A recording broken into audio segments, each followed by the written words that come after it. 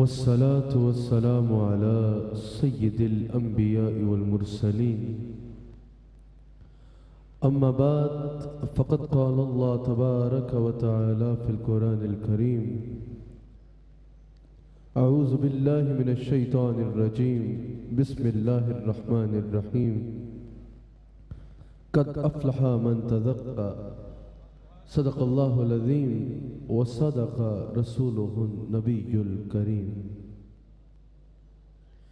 سچا ہے ہمارا مالک اور سچا ہے ہمارا خالق کہ سوا اس واحد و یکتا کے کوئی عبادت کے لائق نہیں، اور سچے ہیں اس کے پیارے حبیب صلی اللہ علیہ وآلہ وسلم کہ جنہوں نے بھٹکی ہوئی انسانیت کا تعلق خالق حقیقی کے ساتھ جوڑ دیا. وہ حبیب علیہ السلام کہ جس کو جو ملا حضور علیہ السلام کا صدقہ ملا، قرآن ملا ان کے صدقے، ایمان ملا ان کے صدقے، رحمان ملا ان کے در سے وہ کیا ہے جو ہم نے پایا نہیں. وہ حبیب علیہ السلام کہ جس کو جو ملا حضور علیہ السلام کا صدقہ ملا. ناظرین اکرام، آپ پروگرام دیکھ رہے ہیں ایمان اور اسلام، جو میرا اور آپ کا ہفتہ وار گفتگو کا سلسلہ ہے.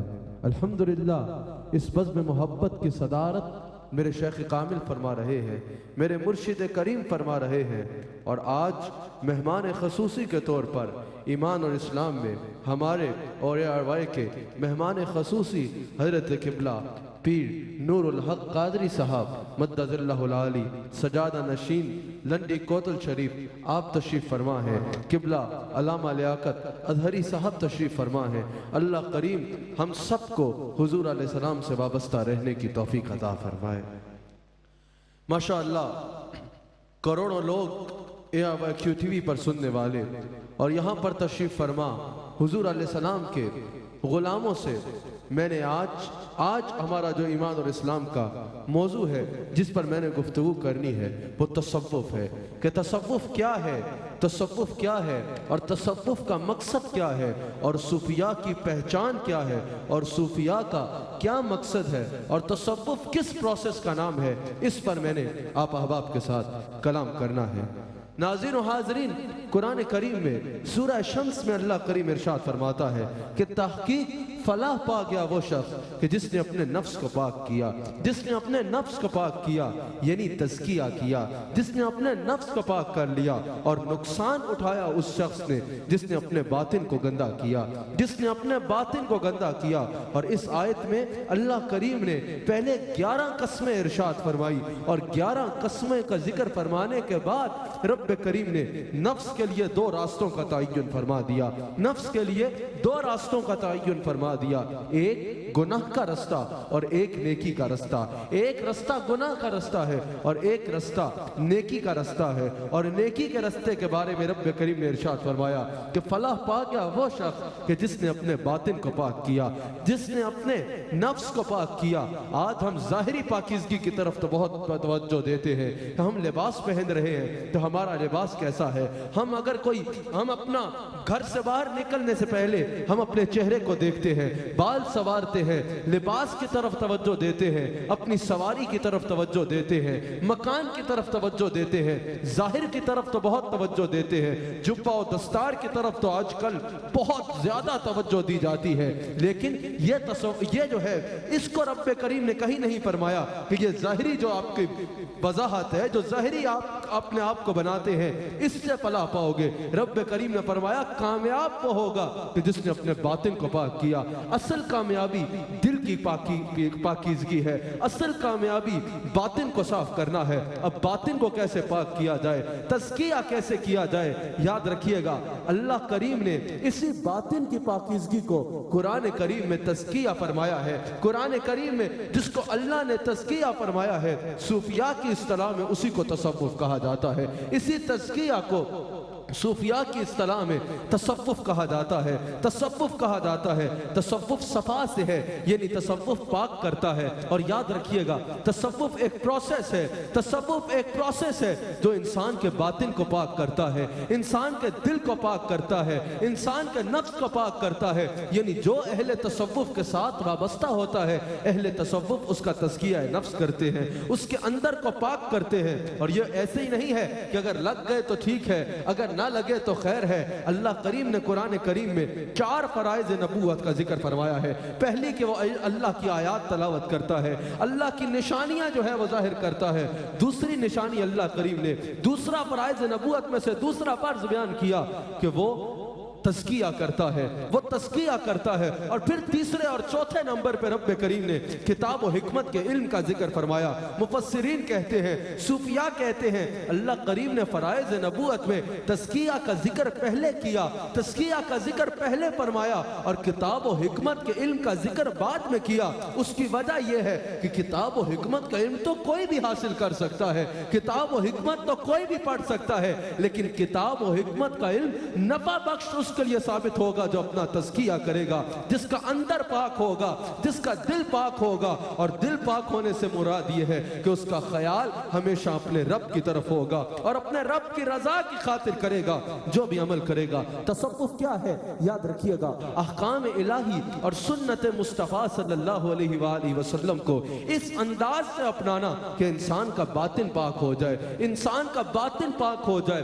اور باطن کی پاکیزگی کے ذریعے انسان قرب خدا بندی حاصل کرے اور اس قرب خدا بندی کے سبب انسان کے معاملات زندگی پاکیزہ ہو جائیں۔ اس کو تصوف کہتے ہیں، اس کو تصوف کہتے ہیں۔ اور حضرت داتا صاحب رحمت اللہ تعالی علیہ کشف المعجوب میں ارشاد فرماتے ہیں کہ تصوف اخلاق حسنہ کا نام ہے، تصوف اخلاق حسنہ کا نام ہے اور تصوف اصلاح کرتا ہے، امور دین میں اصلاح، امور اخلاق میں اصلاح، اعمال میں اصلاح، احوال میں اصلاح، نیت میں اصلاح، فکر آخرت میں اصلاح، ہر شعبہ زندگی میں اصلاح۔ یہ سب جس طریق سے ممکن ہے اس طریق کو تصوف کہا جاتا ہے، اس طریق کو تصوف کہا جاتا ہے۔ اور یاد رکھیے گا صوفیاء فرماتے ہیں کہ یہ تصوف بدعت نہیں ہے، یہ کوئی نئی چیز نہیں ہے، بلکہ تصوف کا آغاز اصحاب صفا سے ہوا ہے، اصحاب صفا سے اس کا آغاز ہوا ہے۔ آج بھی جو زائر مدینہ پاک جاتے ہیں وہ مدینہ پاک میں ایک چبوترے کی زیارت کرتے ہیں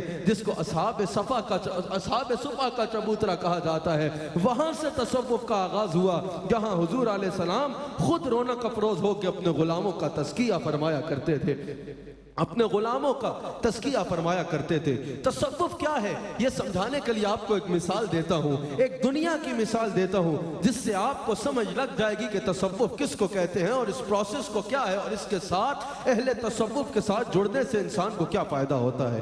صوفیاء فرماتے ہیں کہ جس طرح ایک ناپاک قطرہ ہوتا ہے وہ ناپاک ہوتا ہے اور وہ ایسا ناپاک ہوتا ہے کہ وہ جس کے جسم کے ساتھ یا جس کے کپڑوں کے ساتھ لگ جائے اس کے جسم کو اور اس کے کپڑوں کو بھی ناپاک کر دیتا ہے۔ لیکن وہ کہتے ہیں کہ اگر وہی ناپاک قطرہ کسی سمندر میں مل جائے یا کسی چلتے دریا میں مل جائے پہلے تو وہ قطرہ خود پاک ہو جاتا ہے، نہ صرف خود پاک ہوتا ہے بلکہ پھر جس دریا میں وہ ملا ہے، جس پانی میں وہ ملا ہے، اگر اس پانی سے کوئی وضو کرے گا تو وہ بھی پاک ہو جائے گا۔ یعنی وہ قطرہ نہ صرف پاک ہوتا ہے بلکہ دریا یا سمندر میں مل کے وہ قطرہ پاک بھی ہو جاتا ہے اور پاک کرنے والا بھی بن جاتا ہے، خود پاک کرنے والا بن جاتا ہے۔ اسی طرح صوفیاء فرماتے ہیں کہ اگر کوئی ناپاک شخص ہوتا ہے تو اس کی صحبت بھی ناپاک ہوتی ہے، وہ جو اس کی صحبت میں بیٹھے گا وہ اس کو بھی ناپاک کر دے گا۔ لیکن اگر وہی ناپاک شخص اہل تصوف سے وابستہ ہوگا، اہل تصوف پہلے اس کا تزکیہ کریں گے، پہلے اس کو پاک کریں گے اور پھر اہل تصوف اس کو اس قابل کر دیں گے کہ وہی شخص جو پہلے ناپاک تھا نہ صرف وہ پاک ہوگا بلکہ وہ باقی مخلوق کو بھی پاک کرنے والا بن جائے گا، وہ باقی مخلوق کو بھی پاک کرنے والا بن جائے گا۔ یاد رکھیے گا یہ جو طریقت کا رستہ ہے نا اس میں شیخ کو روحانی باپ کہا جاتا ہے، روحانی باپ کہا جاتا ہے۔ ایک انسان کا جسمانی باپ ہوتا ہے اور ایک انسان کا روحانی باپ ہوتا ہے۔ ان دونوں میں کیا ہے، ان دونوں میں کیا وہ ہے؟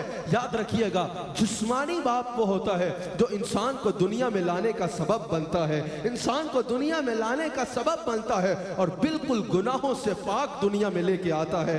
جب جسمانی باپ انسان کو دنیا میں لے کے آتا ہے تو وہ بالکل گناہوں سے پاک لے کے آتا ہے, لیکن پھر انسان جب بالغ ہوتا ہے وہ گناہ کرنا شروع کر دیتا ہے, وہ دنیا کی غلاظت میں گھس جاتا ہے. لیکن روحانی باپ کا یہ کام ہوتا ہے کہ جسمانی باپ دنیا میں لانے کا سبب ہوتا ہے, اور روحانی باپ بالکل اسی طرح پاک کر کے واپس اللہ کریم کی بارگاہ میں لے جانے کا سبب ہوتا ہے. جس طرح جسمانی باپ گناہوں سے پاک لے کے آیا تھا, اسی طرح روحانی باپ گناہوں سے پاک کر کے انسان کو اللہ کی بارگاہ میں پیش کرتا ہے, اللہ کی بارگاہ میں پیش کرتا ہے. یعنی روحانی باپ کا یہ مقصد ہوتا ہے کہ وہ واپس گناہوں سے پاک کر کے انسان کو اللہ کی بارگاہ میں پیش کرتا ہے, انسان کو اللہ کی بارگاہ میں پیش کرتا ہے.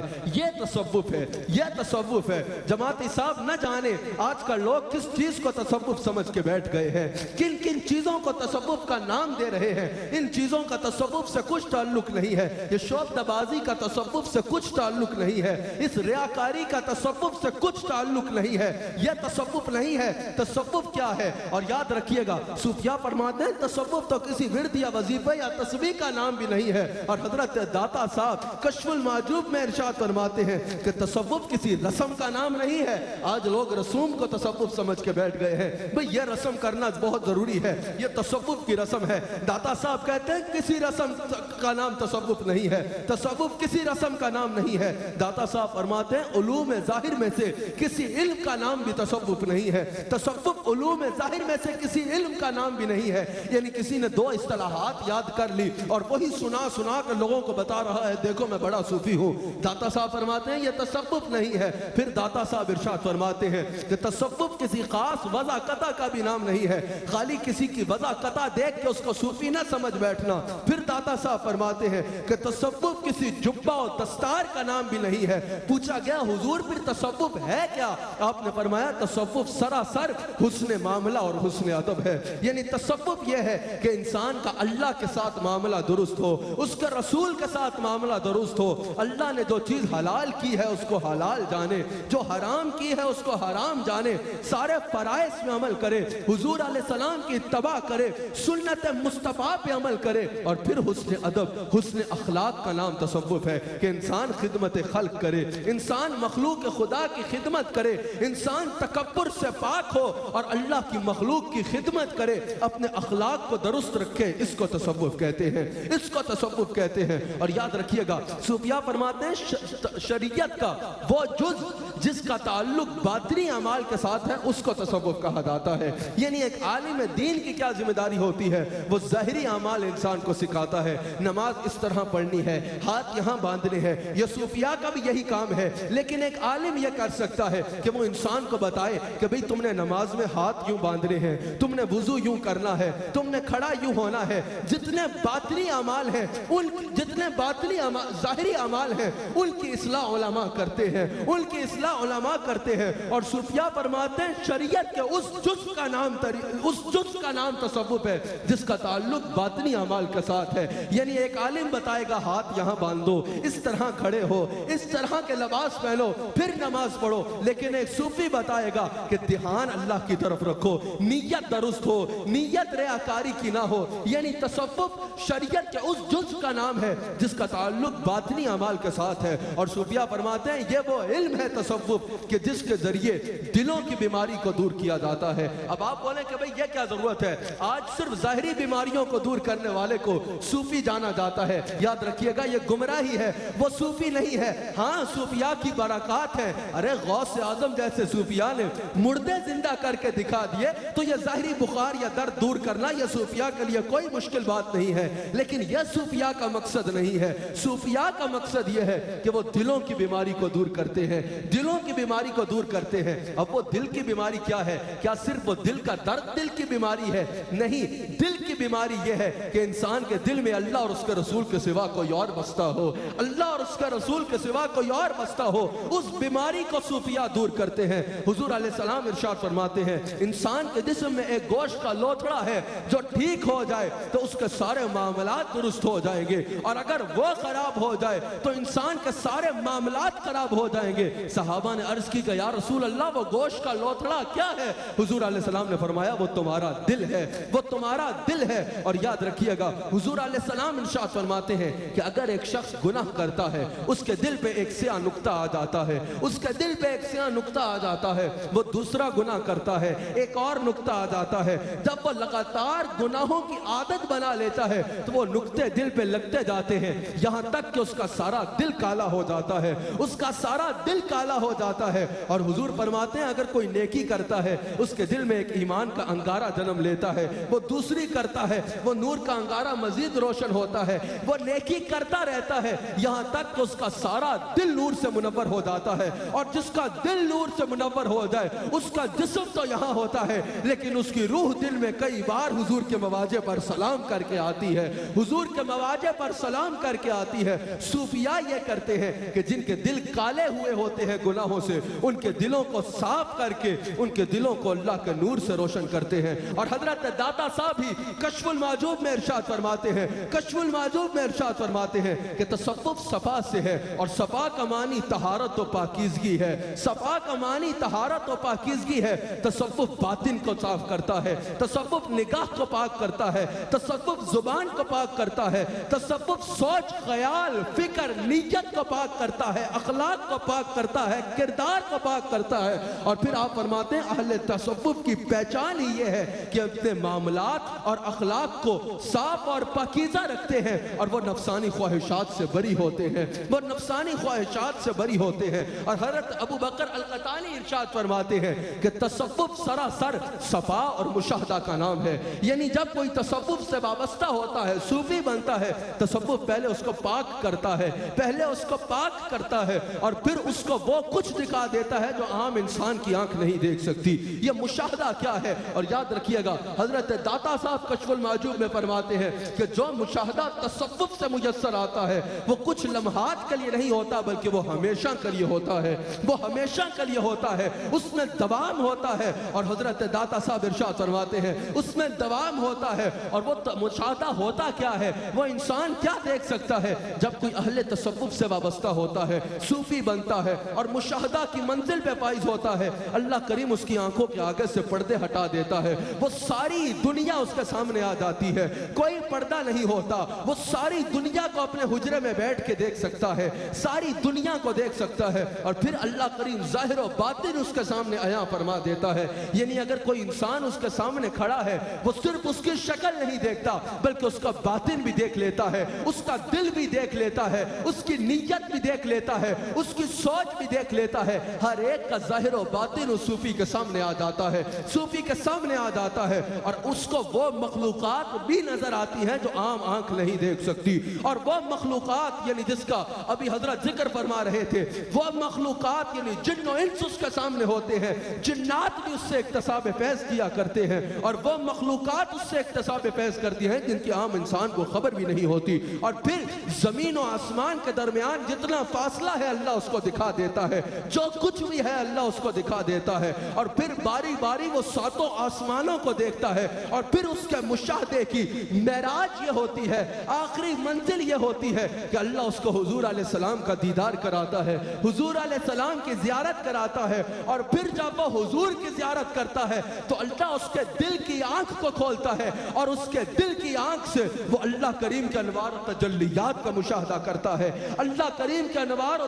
تجلیات کا مشاہدہ کرتا ہے، اور پھر وہ کہتا ہے کہ خدا خود میر مجلس بود کہ اندر لا مکان خسرو، محمد شمع محفل بود کہ شب جائے کہ من بودم۔ پھر وہ ان مجالس کو دیکھا کرتا ہے کہ وہ کہتا ہے خدا خود میر مجلس بود کہ اندر لا مکان خسرو، محمد شمع محفل بود کہ شب جائے کہ من بودم۔ پھر وہ ان محافل کی زیارت کرتا ہے، ان مجالس کو اٹینڈ کرتا ہے جدھر ہماری سوچ بھی نہیں جا سکتی، جدھر عام انسان کی سوچ بھی نہیں جا سکتی۔ لیکن یاد رکھیے گا جب کوئی یہ منزل دیکھ کے آتا ہے نا کہ خدا خود میر مجلس بود کہ اندر لا بقا خسرو، محمد شمع محفل بود، جب وہ یہ انوار و تجلیات دیکھتا ہے پھر اس صوفی کی نگاہ مقصود حقیقی کے سوا کہیں جاتی ہی نہیں ہے۔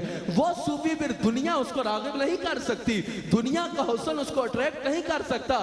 ارے جس کا دل، جس کی آنکھ جو ہے وہ روحانی طور پہ مصطفیٰ کو دیکھتی ہے، اور جس کا دل جو ہے وہ اللہ کے انوار و تجلیات کا مشاہدہ کرتا ہے، پھر دنیا کا حسن اس کو بھائے، دنیا کی رنگینیاں اس کو بھائیں، یہ ممکن ہی نہیں ہے۔ یہی وجہ ہے کہ حضرت بایزید بستامی رحمت اللہ تعالیٰ علیہ سے کسی نے عرض کی کہ حضور آپ کی عمر کتنی ہے؟ آپ نے فرمایا میری عمر 4 سال ہے۔ اس نے کہا حضور سفید داڑھی ہے، بابا جی ہیں، اتنے عرصے سے آپ کو دیکھتے ہیں اور آپ کی عمر 4 سال؟ آپ نے فرمایا ارے میں نے 70 سال بغیر مشاہدہ کے گزارے، پچھلے 4 سال سے اللہ نے مجھے مشاہدہ کی منزل عطا کی ہے۔ ارے جب سے میں نے اللہ کے انوار و تجلیات کے مشاہدے میں گم رہنا شروع کیا ہے، تب سے مجھے پرانے 70 سال تو لگتا ہے میں پیدا ہی نہیں ہوا تھا، تب سے مجھے پہلے 70 سال کی زندگی تو بھول ہی گئی ہے۔ یعنی وہ صوفی پھر کہیں اور نہیں دیکھتا۔ حضرت ذوالنون مصری رحمت اللہ علیہ ارشاد فرماتے ہیں کہ صوفی وہ ہے جو پوری کائنات میں اللہ کے سوا اور کسی کو پسند نہیں کرتا، اللہ اور اس کے رسول کے سوا اور کسی کو پسند نہیں کرتا۔ اور تصوف صفا سے ہے، تصوف جو ہے وہ سالک کی توجہ ہمیشہ مقصود حقیقی کی طرف رکھتا ہے اور وہ ہدایت کرتا رہتا ہے کہ او انسان تیرا مقصود اللہ ہے، اس کا رسول ہے، تیرا مقصود کبھی تیری نگاہوں سے اوجھل نہیں ہونا چاہیے، تیرا مقصود کبھی تیری نگاہوں سے اوجھل نہیں ہونا چاہیے۔ یعنی اگر کوئی شخص نماز پڑھتا ہے، پہلے وہ دیکھتا ہے میرا لباس پاک ہے کہ نہیں ہے، میری جانماز پاک ہے کہ نہیں ہے، میں خود پاک ہوں کہ نہیں ہوں، یہ سب کچھ دیکھنا بہت ضروری ہے۔ لیکن صوفی یہ کہتا ہے کہ یہ سب کچھ دیکھ لیکن ذرا یہ بھی دیکھ کہ تیرا تصور بھی پاک ہے کہ نہیں ہے۔ نماز پڑھ رہا ہے لوگوں کو دکھانے کے لیے یا اللہ کو راضی کرنے کی خاطر؟ نماز پڑھ رہا ہے صرف دکھاوے کی خاطر یا اللہ کو راضی کرنے کی خاطر؟ صوفیاء کہتے ہیں اگر تو دکھاوے کے لیے پڑھ رہا ہے تو جو عمل کرے مخلوق کو دکھانے کی خاطر اللہ سے اس کی اجر کی توقع نہ رکھنا، اور جو عمل کرے اللہ کو راضی کرنے کی خاطر مخلوق سے اس کی اجر کی توقع نہ رکھنا، مخلوق سے اس کے اجر کی توقع نہ رکھنا۔ اور یاد رکھیے گا میں مشاہدہ پہ بات کر رہا تھا، جو اللہ کے انوار و تجلیات کا مشاہدہ کرتے ہیں، جو صوفی اس منزل پہ پہنچتا ہے کہ وہ حضور کے حسن و جمال کا مشاہدہ کرتا ہے، حضرت بایزید بستامی کہتے ہیں کہ اگر اس کے اور اللہ کریم کے درمیان میں ایک لمحے کے لیے بھی اس مشاہدہ میں حجاب آ جائے تو وہ مر جائے، وہ دنیا میں باقی نہ رہ سکے، ایک لمحے کا حجاب بھی برداشت نہ کر سکے، وہ مر جائے۔ اور اسی منزل کی تلاش میں، اسی منزل کی تلاش میں امام احمد بن حنبل جیسا فقیہ، امام احمد بن حنبل جیسا محدث و مفسر و مفکر جو ہے وہ حضرت بشر حافی کی بارگاہ میں جا کے بیٹھا کرتا۔ سو آپ کے جو ہے وہ شاگردوں نے پوچھا حضرت آپ فقیہ ہیں تو فقیہ اعظم ہیں، محدث ہیں تو محدث اعظم ہیں، مفسر ہیں تو مفسر اعظم ہیں، آپ اگر مفکر ہیں تو اس دور میں مفکر اعظم ہیں، اور آپ ایک درویش کی بارگاہ میں جا کے بیٹھے رہتے ہیں۔ بشر حافی ایک درویش ہے، آپ اس کے پاس جا کے بیٹھے رہتے ہیں، یہ کیا ہے؟ حضرت امام احمد بن حنبل نے فرمایا کہ میرے پاس کتاب کا علم ہے اور بشر حافی کے پاس کتاب والے کا علم ہے، میرے پاس کتاب اللہ کا علم ہے اور بشر حافی کے پاس اللہ کا علم ہے، اللہ کی معرفت ہے، وہ علم لینے میں اس کے پاس جاتا ہوں۔ حضرت جلال الدین سیوطی، یاد رکھیے گا ایک ہوتا ہے علم ظاہر اور ایک ہوتا ہے دل تصوف کا علم، ایک ہوتا ہے علم نظر۔ یاد رکھیے گا ہر صوفی کے پاس علم شریعت موجود ہے، ہر صوفی کے پاس علم شریعت موجود ہے، لیکن ہر عالم کے پاس یہ تصوف کا علم موجود نہیں ہے۔ ہر عالم صوفی نہیں ہے لیکن ہر صوفی عالم ہے۔ ہر شیخ کے لیے عالم ہونا ضروری ہے، ہر پیر کے لیے عالم ہونا ضروری ہے، ہر گدی پہ بیٹھنے والے کو شریعت کا علم ہونا ضروری ہے۔ حضرت جلال الدین سیوطی ارشاد فرماتے ہیں کہ میں ایک دفعہ ایک حدیث کی تلاش میں تھا، مجھے مل نہیں رہی تھی، اس حدیث کی تلاش میں مصر سے بغداد سفر کر رہا تھا، رستے میں مجھے ایک اللہ والا ملا جس کا نام شہاب الدین ساری تھا۔ شہاب الدین ساری نے مجھ سے پوچھا کہ سیوطی کہاں جا رہے ہو؟ جلال الدین سیوطی کہاں جا رہے ہو؟ کہا میں نے عرض کی کہ میں بغداد جا رہا ہوں ایک حدیث کی تلاش میں۔ انہوں نے کہا اتنی دور کیوں جا رہے ہو؟ میرے مصلی پہ بیٹھ جاؤ، وضو کر کے میرے مصلی پہ بیٹھو، 2 نفل پڑھو، حضور کا وسیلہ پیش کر کے کچھ بھی عرض کرو، جو مانگا میرے مصلی سے ملے گا۔ حضرت سیوطی کہتے ہیں میں نے یہ عمل کیا۔ وہ کہتے کہتے ہیں جیسے ہی میں نے یہ عمل کیا میں نے سوچا کوئی آ کے حدیث بتائے گا. ارے کسی نے کیا بتا لی تھی, میں نے دیکھا حضور سامنے رونق افروز ہے. حضور نے مجھے وہ اپنی حدیث خود ارشاد فرمائی. امام سیوطی کہتے ہیں بعد میں نے حضرت شہاب الدین ساری سے پوچھا کہ حضور آپ کو یہ مقام کیسے ملا؟ آپ نے فرمایا کہ 40 دن اور 40 راتیں ایسی گزار کہ تیرا خیال رسول اللہ کے سوا کسی اور کی طرف جائے ہی نہیں. تو اٹھے تو بولے رسول اللہ, تو بیٹھے تو ذہن میں ہو رسول اللہ, نماز پڑھے تو ذہن میں ہو حضور ایسے پڑھا کرتے تھے, سجدے کرے تو ذہن میں ہو کہ حضور ایسے کرا کرتے تھے. 40 دن اور 40 راتیں ایک لمحہ بھی حضور کے خیال کے بغیر نہ گزار, اللہ تجھے یہ مقام دے دے گا. اور پھر امام سیوطی کو یہ مقام ملا اور اس انداز میں ملا. 72 مرتبہ جاگتی آنکھ سے حضور کا دیدار ہوا ہے, 72 مرتبہ جاگتی آنکھ سے حضور کا دیدار ہوا ہے. ہم جن کے مرید ہیں خواجہ خواجگان خواجہ حبیب الرحمن رحمت اللہ تعالی علیہ ارشاد فرماتے ہیں کہ اگر مجھے کبھی کوئی حدیث سمجھ میں نہیں آتی میں مصلی پہ بیٹھتا ہوں, اکثر ایسا ہوتا ہے کہ حضور علیہ السلام کا دیدار ہوتا ہے اور مجھے حضور اپنی حدیث خود سمجھایا کرتے ہیں, حضور مجھے اپنی حدیث خود سمجھایا کرتے ہیں. اور یاد رکھیے گا یہ وہ علم ہے جو ہر ایک کو حاصل نہیں ہے, جو ہر کتاب والے کو حاصل نہیں ہے. حضرت مولانا روم ایک دریا کے کنارے بیٹھے سبق پڑھا رہے تھے. حضرت شمس تبریز کا گزر ہوا. آپ نے پوچھا مولانا یہ کیا ہے, کتابوں کی طرف اشارہ کر کے. انہوں نے کہا بابے کام کرو, یہ وہ ہے جو تم نہیں جانتے. یہ جملہ یاد رکھنا. کیا کہا؟ یہ وہ ہے جو تم نہیں جانتے. حضرت شمس تبریز کو کہا یہ کتابوں کا علم وہ ہے جو تم نہیں جانتے. حضرت شمس تبریز نے کیا کیا, ایک نظر ڈالی, وہ ساری کتابیں دریا میں گر گئی. مولانا اٹھ گئے, کہا تم نے میری ساری عمر کا اثاثہ ضائع کر دیا, میری ساری عمر کی کمائی ضائع کر دی. کہا کیا چاہیے؟ کہا وہ میری کتابیں میری عمر بھر کی کمائی تھی وہ میری ضائع کر دی, وہ میری ساری کمائی ضائع ہو گئی. حضرت شمس تبریز نے کہا پریشان کیوں ہوتے ہو؟ دریا میں ہاتھ ڈالا, کتاب نکالی, جھاڑی تو اس سے دھوڑ جھڑی, دوسری نکالی, پھونک ماری تو دھوڑ اڑ رہی تھی, تیسری اٹھائی, جھاڑی تو اس سے دھوڑ اڑ رہی تھی. ارے گیلا ہونا تو دور کی بات ہے, اس کی دھوڑ کا بھی کچھ نہ ہوا, اس پہ جو دھوڑ تھی اس کا بھی کچھ نہ ہوا. مولانا روم حیران ہو گئے, کہا شمس تبریز یہ کیا ہے؟ کہا یہ وہ ہے جو تم نہیں جانتے, یہ وہ ہے جو تم نہیں جانتے.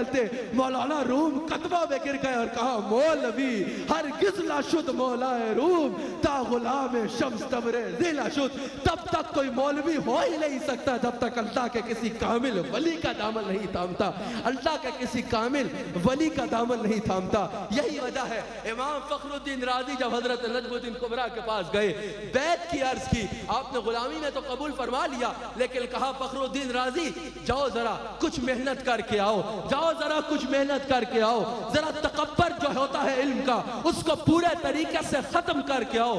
حضرت فخر الدین رازی وہاں سے نکلے تو ان کو توحید پر بڑا عبورت حاصل تھی, توحید پر بحث کرنے میں ان کو بڑا عبور حاصل تھا. سامنے سے ایک شخص آ رہا تھا, اس سے پوچھا کہ تم مسلمان ہے؟ اس نے کہا ہاں مسلمان ہوں, ہاں مسلمان ہوں. تو آپ نے فرمایا کہ تیرے پاس اللہ کے واحد ہونے کی دلیل کیا ہے؟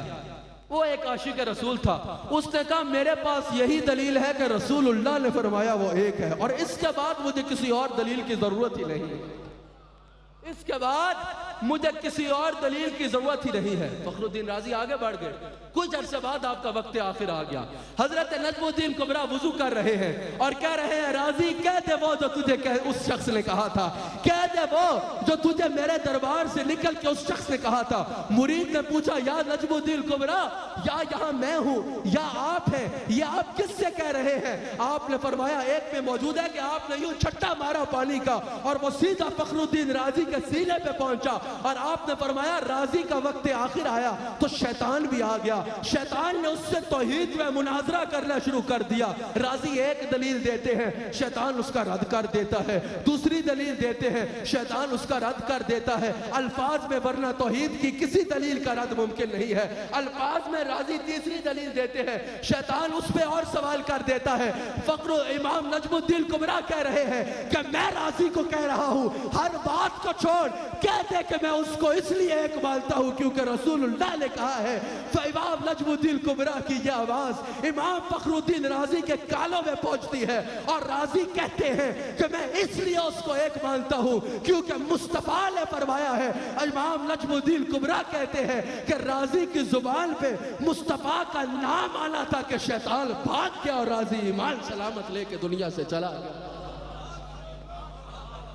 ایمان سلامت لے کے دنیا سے چلا گیا، ایمان سلامت لے کے دنیا سے چلا گیا۔ اور امام فخر الدین رازی کہتے ہیں مجھے اللہ کی قسم ہے اللہ نے مجھے بہت علم بھی دیا، بہت فنون پہ جو ہے وہ عبور بھی دیا، میرے علم کے دنیا میں ٹنکے بجتے تھے لیکن میں ہمیشہ حق کا طلبگار رہتا تھا اور میں ہر فن کے ماہر کے پاس گیا کہ مجھے معرفت الہی مل جائے، مجھے معرفت الہی مل جائے۔ وہ کہتے ہیں لیکن مجھے کہیں سے میسر نہ آئی، لیکن فخر الدین رازی کہتے ہیں کہ پھر میں اہل تصوف کے پاس گیا، 2 سال میں نے اہل تصوف کے پاس گزارے اور میں اس نتیجے پہ پہنچا کہ تصوف علم کا نہیں بلکہ سراسر عمل کا نام ہے، تصوف عمل کا نام ہے اور تصوف کچھ کہنے کا نہیں بلکہ کچھ کرنے کا نام ہے۔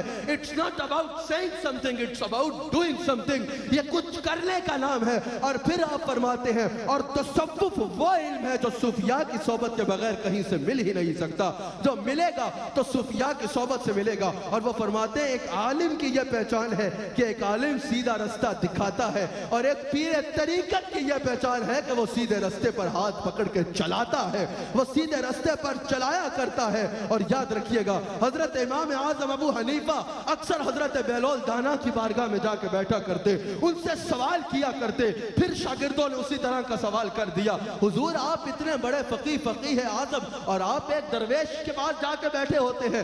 آپ نے فرمایا میں شریعت کو جانتا ہوں اور وہ شریعت والے کو جانتا ہے، اسی لیے سارے ائمہ نے کسی نہ کسی شیخ کا دامن ضرور تھاما۔ حضرت امام ابو حنیفہ نے اپنا شیخ مانا حضرت جعفر صادق کو اور حضرت بہلول دانا کو، حضرت امام احمد بن حنبل نے حضرت بشر حافی کو اپنا شیخ مانا، حضرت جلال الدین سیوطی مرید ہوئے حضرت شہاب الدین ساری کے، حضرت شیخ شہاب الدین ساری کے، حضرت امام فخر الدین رازی مرید ہوئے حضرت نجم الدین کبریٰ کے، حضرت امام ابو یوسف مرید ہوئے، امام ابو یوسف مرید ہوئے حضرت حاتم بن عاصم کے، حضرت امام محمد مرید ہوئے حضرت شیخ داؤد تائی کے، اور حضرت مولانا روم مرید ہوئے حضرت شاہ شمس تبریز کے۔ یعنی ان سارے ائمہ نے کسی نہ کسی شیخ کا دامن ضرور تھاما۔ پروگرام کا وقت تخت اختتام پہ پہنچ رہا ہے اور میں نے آج کا لیکچر کنکلوڈ اس پہ کرنا ہے کہ شریعت اور طریقت یہ جدا رستے نہیں ہیں۔ آج لوگ کہتے ہیں شریعت کی لائن اور ہے، ہم صوفیوں کی لائن اور ہے۔ نا نا نا، ایسا کوئی تصور نہیں ہے، ایسا کوئی تصور نہیں ہے۔ حضور علیہ السلام فرماتے ہیں شریعت میرے اقوال کا نام ہے اور طریقت میرے افعال کا نام ہے، طریقت میرے افعال کا نام ہے۔ حضرت امام ابن عابدین حنفی شامی کہتے ہیں کہ شریعت اور طریقت یہ لازم و ملزوم ہے۔ اور یاد رکھیے گا صوفیاء فرماتے ہیں شریعت اور طریقت کا آپس میں ایسے تعلق ہے جیسے جسم اور روح کا تعلق ہے، جیسے جسم اور روح کا تعلق ہے۔ اگر طریقت جسم ہے تو شریعت روح ہے، جیسے روح نکل جائے تو جسم بیکار ہو جاتا ہے، جس طریقت سے شریعت نکل گئی وہ طریقت بیکار ہو جائے گی، اس سے کچھ فیض نہیں ملے گا، وہ طریقت بیکار ہو جائے گی۔ ہم نقشبندیوں کے پیر و مرشد حضرت مجدد الفسانی رحمت اللہ تعالی علیہ مجدد اعظم آپ ارشاد فرماتے ہیں کہ طریقت وہی معتبر ہے جو شریعت کے تابع ہے۔ جو طریقت یا جو شے کے طریقت شریعت کے تابع نہیں ہے وہ طریق شیطان کا طریق ضرور ہو سکتا ہے، وہ طریق رحمان کا رستہ نہیں ہے، وہ طریق جو ہے وہ رحمان کا رستہ نہیں ہے۔ حضرت جنید بغدادی ارشاد فرماتے ہیں کہ طریقت کی راہ وہی پا سکتا ہے جس کے ایک ہاتھ میں اللہ کا قرآن ہو اور ایک ہاتھ میں حضور کی حدیث ہو۔ تو جب بولے کبھی قرآن پڑھتا ہو کبھی حدیث پڑھتا ہو اور ان دو چراغوں کی روشنی میں اپنے رستے کا تعین کرے، صرف وہ شیخ طریقت ہو سکتا ہے۔ حضرت جنید بغدادی کہتے ہیں یہ بات آج کے دور میں بالخصوص لوگوں کو سننے کی بہت ضرورت ہے۔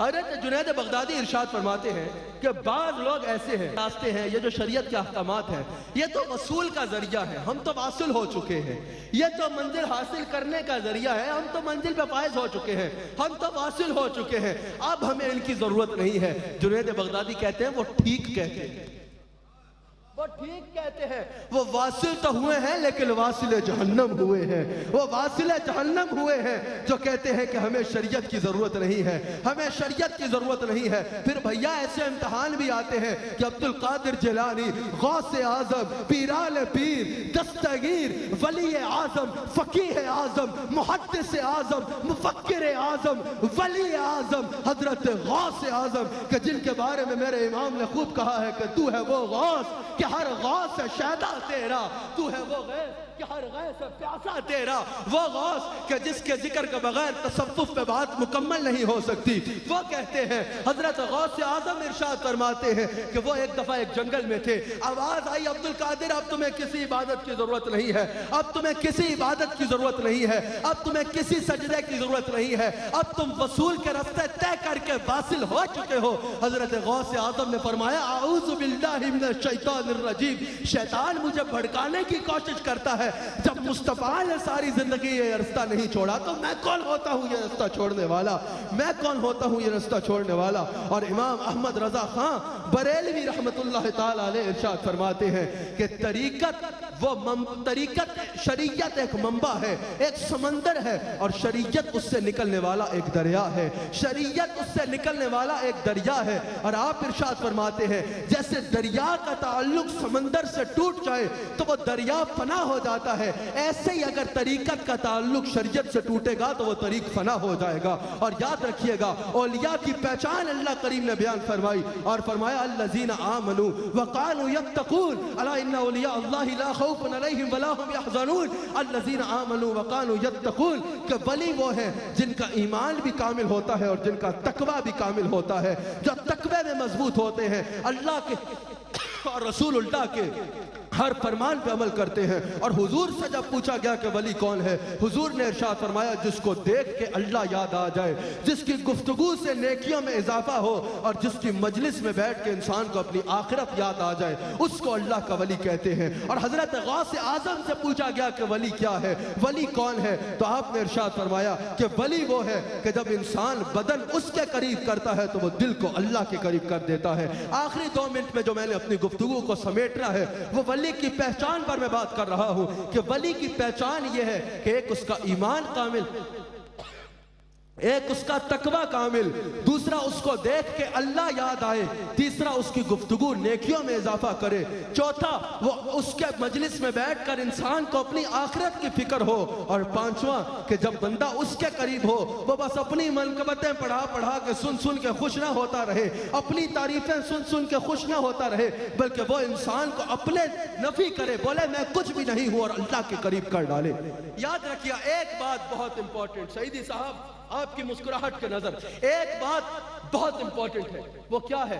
آج لوگوں نے سمجھ لیا ہے جو صاحب کرامت نہیں وہ ولی ہی نہیں، بس کرامت دیکھ لو تو کوئی اور چیز دیکھنے کی ضرورت ہی نہیں، کوئی اس سے بڑا ولی ہے ہی کوئی نہیں، اس سے بڑا ولی ہے ہی کوئی نہیں۔ حضرت امام نظام الدین اولیاء فرماتے ہیں کہ سلوک کے 100 درجے ہیں، کرامت کا 17واں درجہ ہے، جو 17ویں درجے پہ رک جائے گا باقی 82 درجے کون کرے گا، باقی جو 82 درجے ہیں وہ کون پار کرے گا، ان پر کون پہنچے گا۔ پتہ چلا کہ استقامت کا کرامت سے بڑھ کے درجہ ہے، استقامت کا کرامت سے بڑھ کے درجہ ہے۔ یہی وجہ ہے کہ حضرت بایزید بسطامی ارشاد فرماتے ہیں، بایزید بسطامی ارشاد فرماتے ہیں کہ اگر تمہیں کوئی ہوا میں اڑتا نظر آ جائے، پانی پہ چلتا نظر آ جائے، ایک کچھ کر کے کچھ کا کچھ کرتا ہوا نظر آ جائے، لیکن وہ شریعت سے دور ہے، تو یاد رکھنا وہ جادوگر ضرور ہو سکتا ہے، وہ اللہ کا بندہ نہیں ہو سکتا۔ اور حضرت ابو سعید سے کسی نے کہا او حضور فلاں بہت بڑا ولی ہے، کہا کیا کرتا ہے، کہا پانی پہ چلتا ہے، آپ نے فرمایا وہ تو بطخ بھی چلتی ہے۔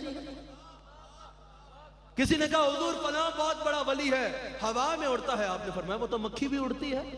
کسی نے کہا حضور فلاں کی ولایت کا تو کوئی جواب ہی نہیں، وہ ایک لمحے میں ایک شہر سے دوسرے شہر چلا جاتا ہے، آپ نے فرمایا شیطان ایک لمحے سے مشرق کے مغرب میں چلا جاتا ہے۔ کہا حضور پھر ولی کون ہے؟ آپ نے فرمایا ولی وہ ہے جو رہے مخلوق میں لیکن دل اللہ کے ساتھ لگا کے رکھے، اور جو اس کے ساتھ لگ جائے اس کے دل سے وہ مخلوق کی محبت، دنیا کی محبت نکال کے اللہ کی محبت ڈال دے۔ ناظرین اکرام، اس کے ساتھ ہی ایمان اور اسلام کے آج کے پروگرام کا وقت اپنے اختتام پہ پہنچتا ہے۔ انشاءاللہ اگلے ہفتے اسی دن اسی چینل پہ اسی وقت آپ سے ملاقات ہوگی، اور موضوع یہ ہوگا کہ تصوف کے آگے رستے کیا ہیں۔ یہ جو بیت ہے، بیت کی شرعی حیثیت کیا ہے اور بیت کی ضرورت کیا ہے، شیخ پکڑنے کا کیا ضرورت ہے، یہ کس کام آتا ہے، اور تصوف کے مزید پہلوؤں پہ انشاءاللہ بات ہوگی۔ جتنے اہل تصوف کے ہاں جو طریقے ہیں ان کو انشاءاللہ شریعت سے ثابت کیا جائے گا، قرآن و حدیث سے ثابت کیا جائے گا۔ آج میں نے تصوف کا تعارف پیش کیا، اگر دوران گفتگو میرے سے کوئی غلطی ہوئی تو میں اللہ کی بارگاہ میں توبہ کرتا ہوں۔ اللہ کریم ہم سب کو حضور کا وفادار رکھے۔